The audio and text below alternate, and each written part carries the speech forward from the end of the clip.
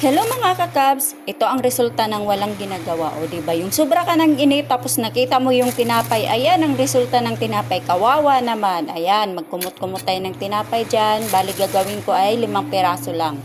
Hayaan nyo na yan, ako lang naman ang kakain yan, hindi naman sila. Basta nakita ko yung tinapay, sayang naman, pag napapanis yan, itatapon naman. O digawan natin ng paraan yan.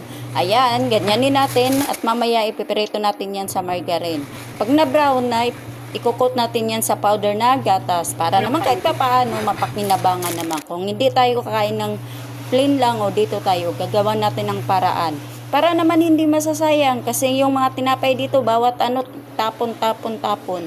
Kunting ano lang, tinatapon na.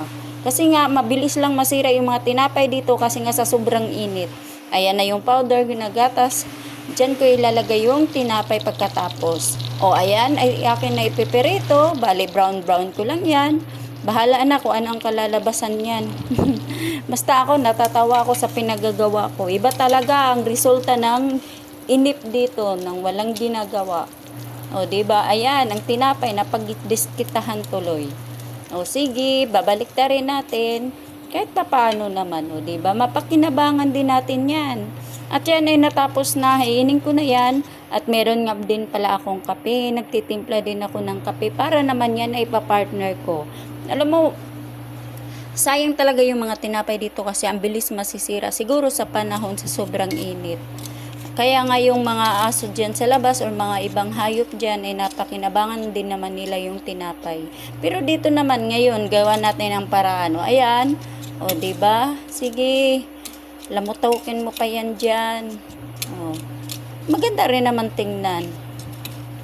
Partner natin yan sa kape mamaya. Kahit naman kumut-kumutin ko yan, ako lang naman ang kakain yan. Hindi naman sila. Dito naman gumagawa naman ako ng mga pagkain na kinakamay ko. Pero syempre, depende na yun sa ano, sa paggamit mo ng kamay lang. Kasi nga, minsan naman ay nakakano din. Ayan naman, wala akong pakialam, basta ako lang naman ang kakain dyan. Ayan, may natira akong powder, lalagay ko lang sa ibabaw. O, diba? O, may masarap na tayong panghalo sa pangtimpla ay pang ano sa kape.